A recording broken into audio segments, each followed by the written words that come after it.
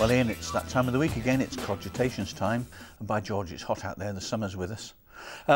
You've done a couple of pieces this week about femtocells, the big sell for femtocells. They're not quite as successful as people thought they might be. So one company, SoftBank, I believe, rather than trying to sell them, is going to give them away. That's a novel thing to do. That's right. Well, we started the week, I must have been a bit of a downer on femtos, really. And not that they've done anything wrong, it's just there was a lot of hype a few years ago and it hasn't quite lived up to expectations. And sometimes the business models are quite ludicrous. For instance, AT&T's business model is to actually count your femto traffic. So there you are, a user, you bought a femto cell, you've installed it, you paid for the DSL connection, and they're going to count it against your cap as well, all the data you send across.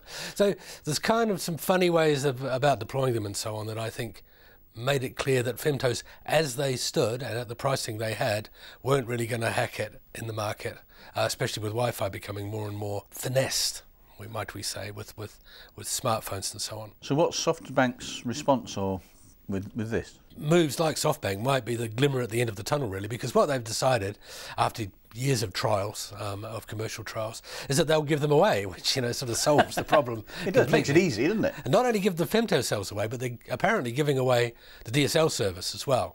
And the difference is, instead of it being your femtocell that you use and your family uses, you're kind of coming to be part of the network itself, because anybody can use your femto. So that's the trade-off, if you like. You get to have a femtocell in your apartment or in your office, and they'll pay for it to be there, but other people might be using it as well. And in a place like Japan, it probably makes more sense, actually, because, as you know, in Japan, in the big cities, people are quite close together, and the businesses are close together with the houses and the streets, and it's all quite dense, with paper-thin walls as well. You know, a lot of wooden walls, wooden buildings. Yeah. So I think that that approach to femto might go down very well in Japan, where it might not pan out as well in other parts of the world. Like the north of Scotland or the Wild West. Where there's big gaps, exactly.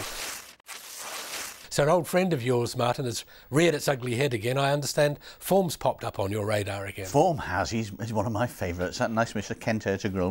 What a splendid fellow he is. Basically, Phorm is registered in Delaware in the United States, has been working in the UK, flopped here, and has now settled on Brazil. It's going to move a lot of its operations, a lot of its staff to Brazil, where it's a lot cheaper. It's just released its latest financial figures for 2009, which show that since 2005 it's lost 105.6 million and counting. It lost 27.7 million last year. The year before it lost 49.8 million.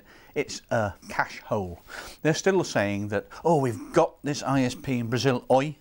They should be saying, oi, what the hell do you think you're doing? But the Brazilians, they obviously went there because they thought it would be an easier regulatory environment. It's turned out not to be the case. The Brazilian regulator and the Ministry of Justice are on to both oi and Phorm and saying, how does this work? You haven't told us. We want to know. And if you don't tell us and you haven't told us to the timescale we asked you to, we're going to fine you 3 million reals and we'll take it from there. They're also saying that, yeah, we think we're going to be all right, but we might not be. But we're going to try and raise some more money anyway. They're also saying that they're close to coming to an agreement with Korea Telecom, which they've said before, but nothing's still happened. Perhaps they'd have more success with the sort of surveillance ware that they have and this deep packet inspection stuff if they simply went to North Korea and China. That's the kind of place where they'd like it. So you don't hold that much hope for their new business model and their new cash raising? Well, they claim a lot. We shall see, won't we? But at least they're not here in the UK.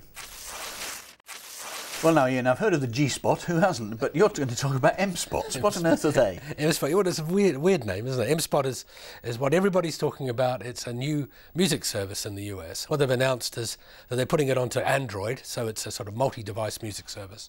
But unlike things like Spotify, what you do is you put your own music up. So it's not a mechanism for buying music, it's a mechanism for storing it and for spraying it out to all the different connected devices you have. And this is music out there in the cloud on more or less any device? Yeah, it's a cloud application, exactly. And you have your own kind of locker.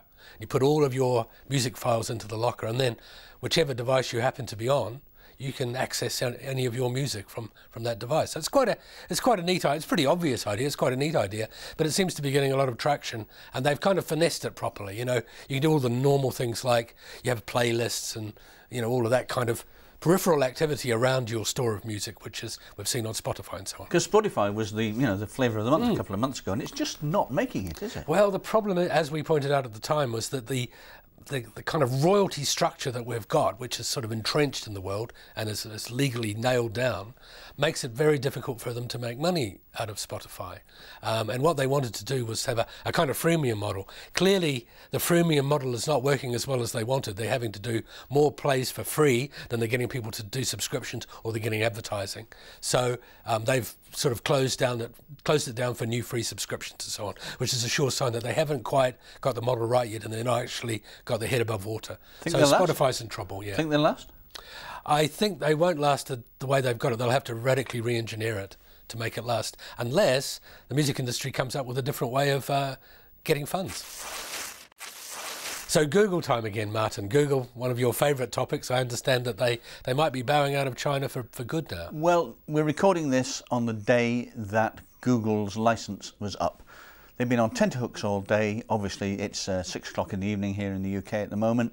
The working day in Beijing is well over. The Chinese authorities haven't said anything. As far as we know, their licence has lapsed.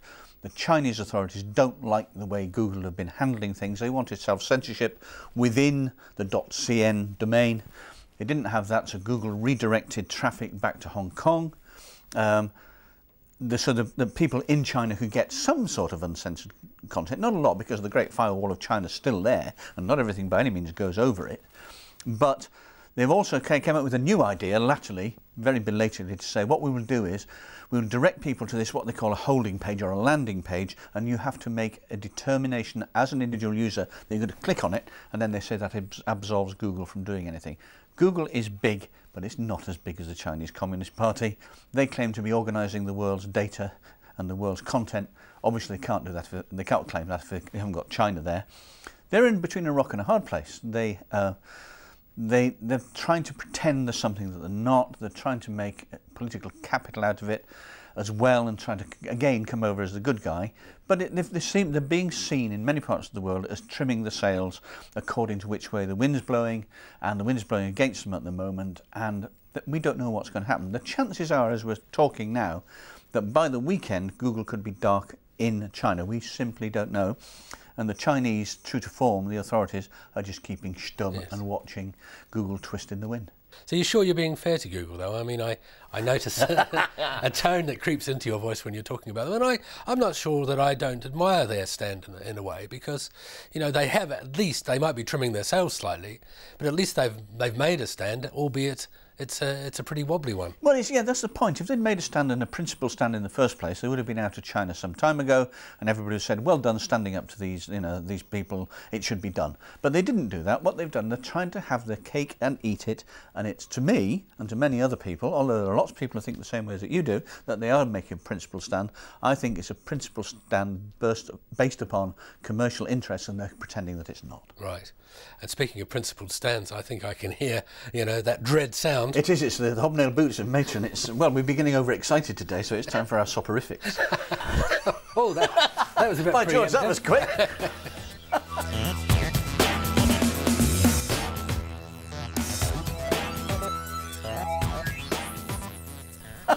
Matron's in the control room.